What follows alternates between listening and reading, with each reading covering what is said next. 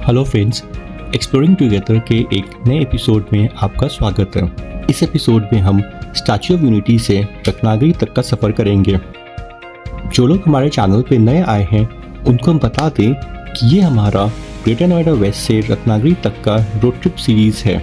अभी तक आपने देखा कि कैसे हम ग्रेटर नोएडा वेस्ट से कोटा पहुँचे, कोटा से हम स्टैच्यू ऑफ यूनिटी गए, स्टैच्यू ऑफ यूनिटी में हमने एक दिन स्पेंड किया और उसके बाद आज हम स्टैच्यू ऑफ यूनिटी से रत्नागिरी के लिए निकलेंगे।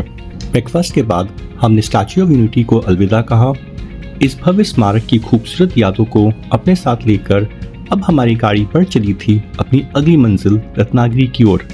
नए रास्ते, नए नज़ारे और नए अनुभवों के साथ हमारा सफ़र एक बार फिर शुरू हो चुका था। जैसे ही हम महाराष्ट्र पहुँचे हमें अल्फांसो मैंगोज दिखने लगे। अल्फांसो आम को स्वाद लेने के लिए हमने भी एक छोटा सा ब्रेक लिया। महाराष्ट्र के मशहूर हापुस यानी अल्फांसो आम अपनी मिठास, खुशबू और सुनहरे रंग के लिए दुनिया भर में प्रसिद्ध हैं। इन्हें आमों का राजा भी कहा जाता है। खासकर रत्नागिरी के आसपास के क्षेत्रों में उगने वाले ये आम अपने अनोखे स्वाद के लिए जाने जाते हैं। फ्रेंड्स, अभी हम लोग लंच के लिए रुके हैं। काफ़ी टाइम हो गया था ड्राइव करते करते लंच। कुछ होटल ग्रैंड हवेली करके नाम है। तो आइए देखते हैं इस रेस्टोरेंट की बाहर की झलक और अंदर का माहौल। यहाँ का साफ सुथरा इंटीरियर और आरामदायक वातावरण यात्रियों के लिए एक बेहतरीन ब्रेकिंग पॉइंट बना देता है। अब समय है यहाँ के स्वादिष्ट शाकाहारी खाने को स्वाद करने का।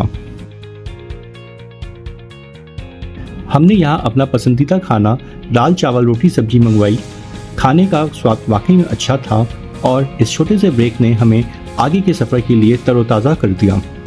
रेस्टोरेंट के बाहर कुछ छोटी छोटी दुकानें भी थीं जहां से आप अपने आगे की यात्रा के लिए ज़रूरी सामान, स्नैक्स और अन्य चीज़ें खरीद सकते थे। लंबे सफ़र के दौरान ऐसे छोटे पड़ाव काफ़ी काम आते हैं। अब हम मुंबई और ठाणे के करीब पहुंच चुके हैं। आइए देखते हैं इस व्यस्त और खूबसूरत महानगरीय क्षेत्र के आसपास के नज़ारे। यहाँ ऊंची इमारतें, चौड़ी सड़कों और तेज़ रफ्तार ज़िंदगी के साथ मुंबई की एक अलग ही झलक देखने को मिलती है।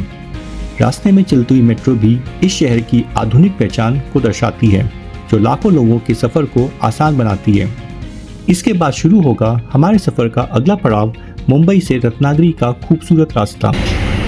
तो फ्रेंड्स, फाइनली हम लोग अभी मुंबई और ठाणे क्रॉस करके अब हम बाहर एक जगह डिनर के लिए रुके हैं। करीबन अभी 8:30 अप्रॉक्सीमेटली हो रहा है।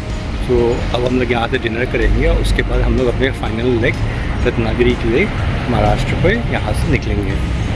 द विलेज फ्यूजन नाम के इस रेस्टोरेंट में हम पहुँचे। आइए इस जगह को और थोड़ा करीब से देखते हैं और जानते हैं इसके माहौल और खूबसूरती के बारे में।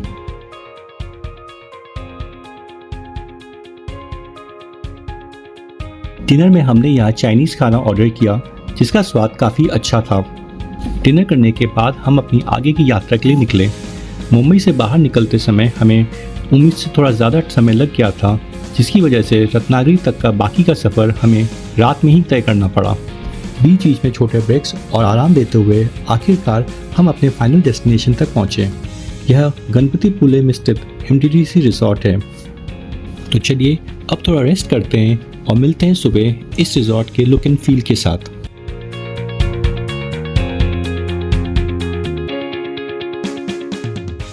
Good morning.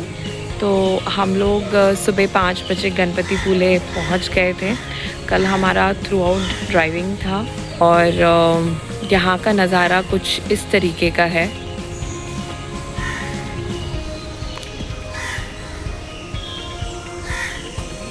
और ये बीच साइड रिसोर्ट है।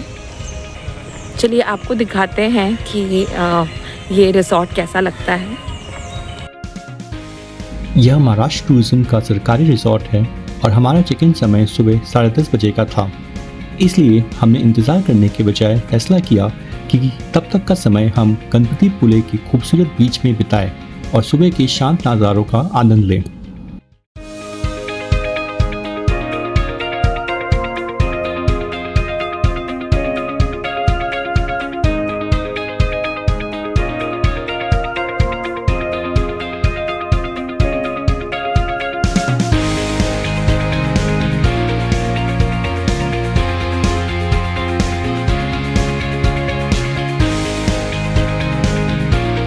और ये दोनों यहाँ पे सैंड कासल बनाते हुए देखते हैं कितना सक्सेसफुली बनता है। कोशिश तो पूरी है, एक कासल तो बन गया है। ओहो, कासल बकेट के अंदर ही रह गया है।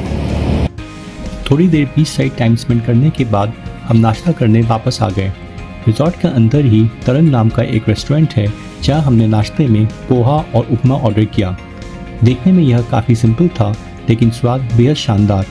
रिजॉर्ट के अंदर रहने के लिए बहुत सारे ऑप्शंस अवेलेबल थे, जैसे bamboo house, premium suits, executive suits, VIP suits. हमने अपना स्टे एग्जीक्यूटिव सूट्स में लिया था। इसकी बुकिंग हमने MTC रिजॉर्ट के ऑफिशियल वेबसाइट से कराई थी। आखिरकार सुबह 10:30 बजे हमारा चेक इन हो जाता है, तो चलिए आपको भी रूम टूर कराते हैं। रूम काफ़ी बड़ा था और कंफर्टेबल था। Proper double bed, TV, sitting area, computer table. कमरे की सबसे खास बात यह थी कि इसकी बीच साइड फेसिंग बालकनी। यहाँ से समुद्र का खूबसूरत नज़ारा, लहरों की आवाज़ और खुली हवा का एहसास सफ़र की सारी थकान को दूर कर देता है। सुबह की चाय हो या शाम की खूबसूरत सनसेट, यह बालकनी इस जगह को और भी खास बना देती है।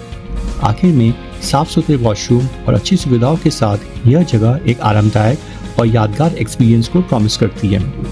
तो चलिए अब हम थोड़ा रेस्ट करते हैं और नेक्स्ट एपिसोड में देखते हैं गणपतिपुले के मेजर अट्रैक्शंस।